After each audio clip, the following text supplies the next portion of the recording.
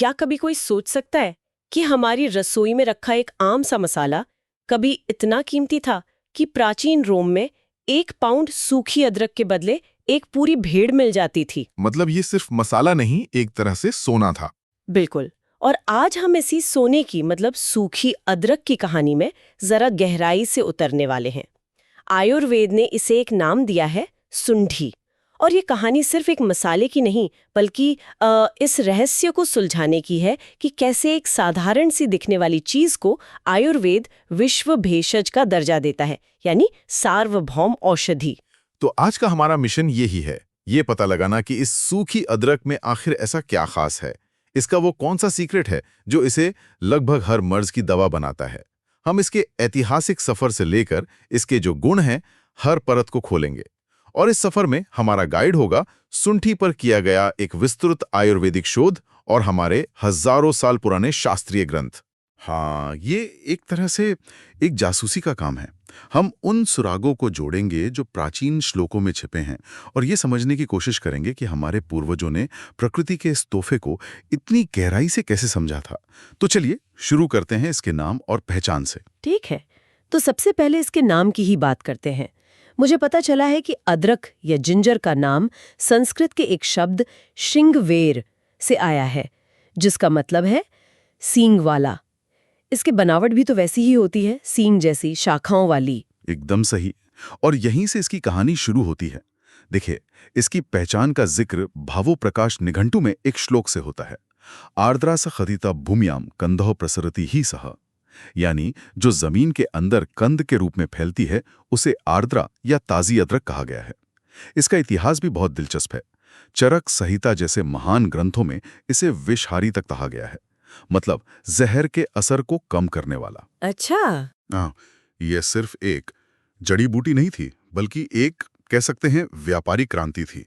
पहली शताब्दी तक भारतीय व्यापारी इसे सिल्क रूट से भूमध्य सागर तक ले गए, जहां इसकी कीमत सचमुच सोने जैसी थी। लेकिन आयुर्वेद ताजी अदरक यानी आर्द्रक और सूखी अदरक सुंठी में बहुत फर्क करता है ना? हमारे लिए तो शायद दोनों एक ही हैं, बस सूखी और गीली।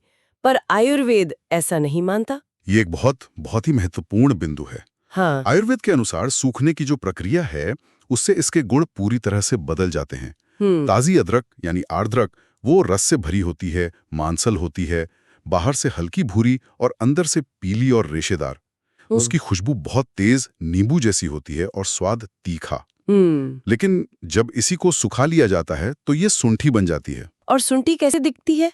मतलब उसमें क्या फर्क आ जाता है? सुंठी वो सिकुड़ी हुई, कठोर और वजन में भारी होती है। उसका रंग गहरा भूरा और अंदर से सफेद या हल्का पीला होता है।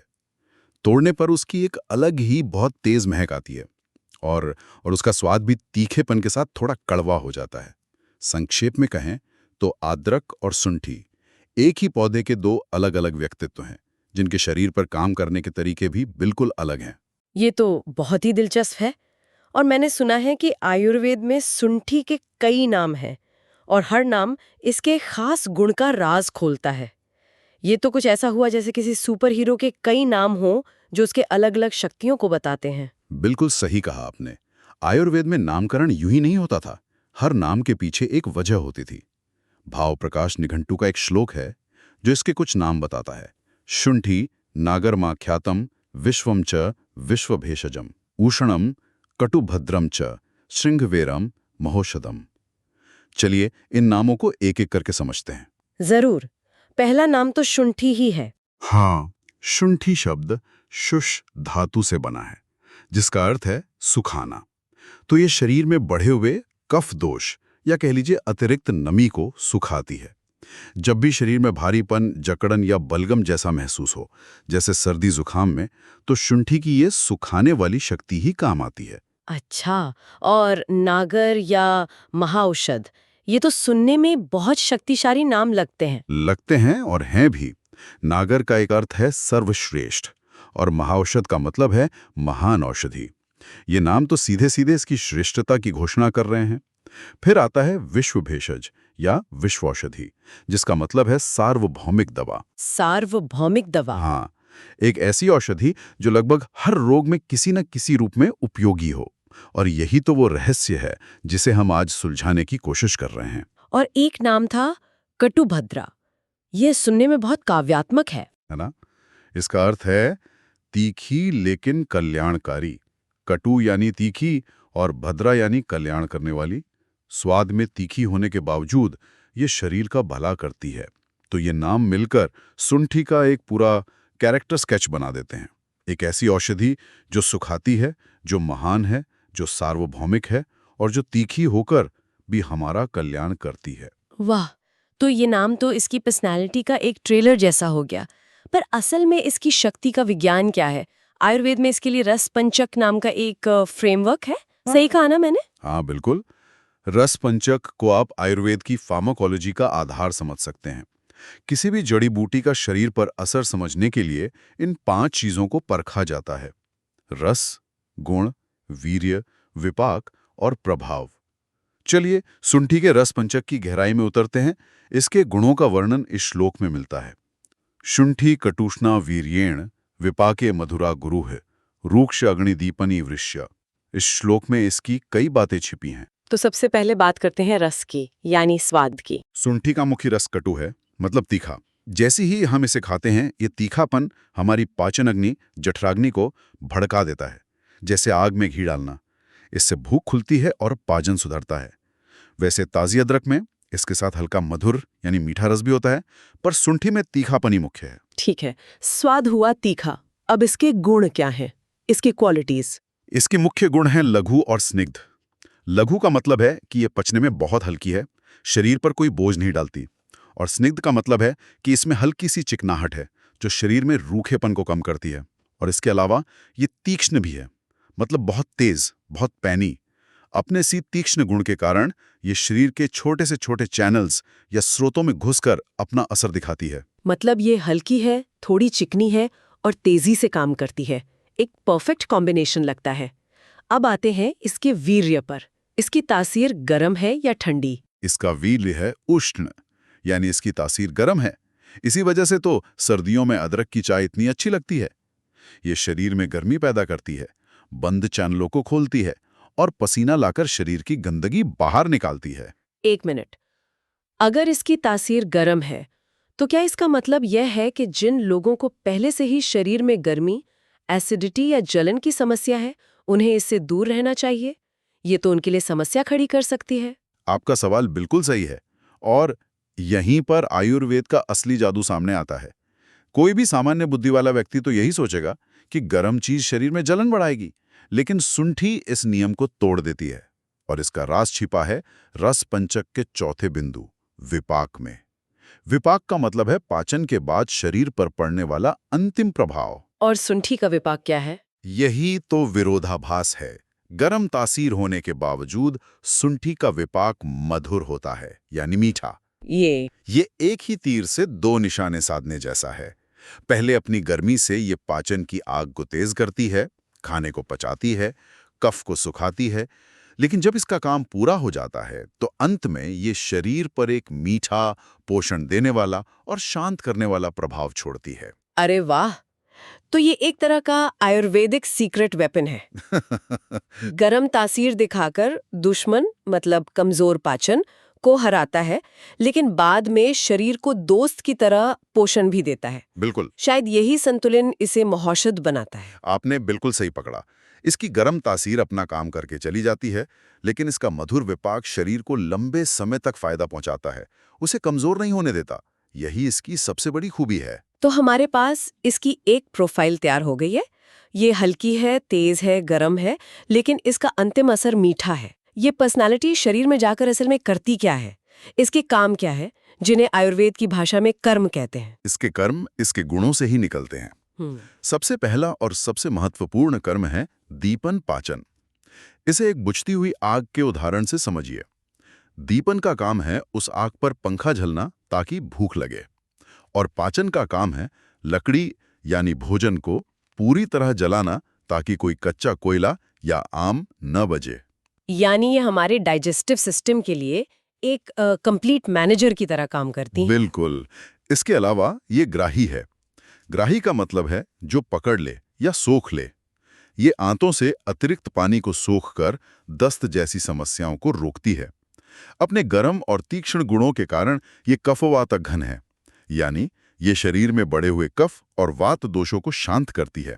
इसीलिए तो जोड़ों के दर्द और सूजन में भी इसका लेप लगाया जाता है। और भी कुछ खास कर्म है इसके? हाँ, इसे वृष्य भी कहा गया है, जिसका अर्थ है ये प्रजनन क्षमता को बढ़ाती है।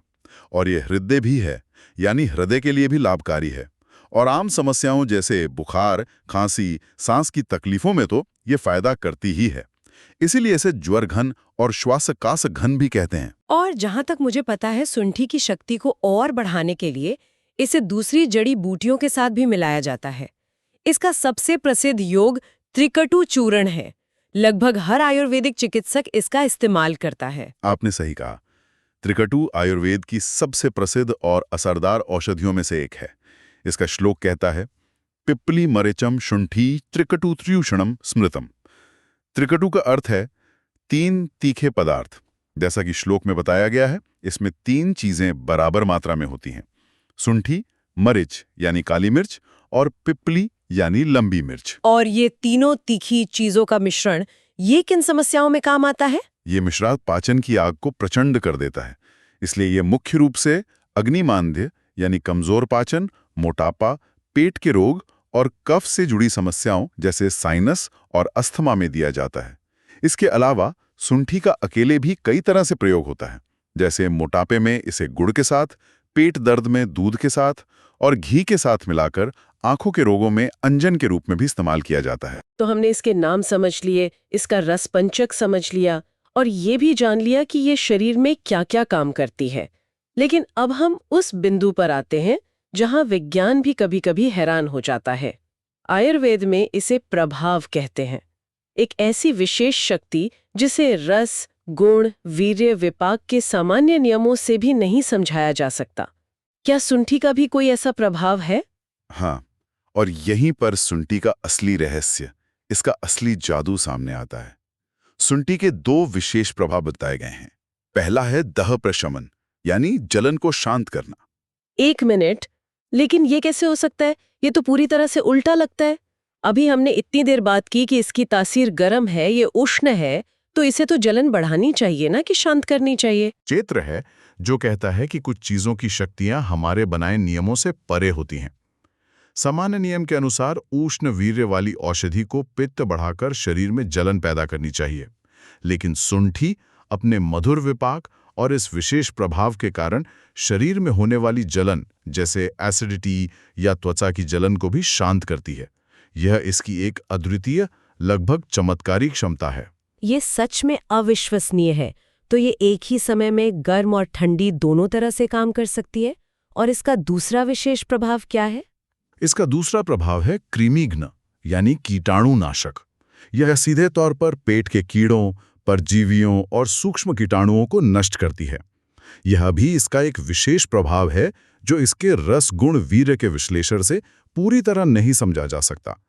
यह सीधे तौर पर एक एंटीमाइक्रोबियल एजेंट की तरह काम करती है। तो कुल मिलाकर आज की इस बातचीत का सार ये है कि शुंठी वात और कफ दोष को तो शांत करती ही है, और हालांकि ये अपनी गर्म तासीर से पित्त को कुछ समय के लिए बढ़ा सकती है, लेकिन इसका मीठा विपाक और इसका जलन को शांत करने वाला विशेष प्रभाव उसे संतुलित कर देता है।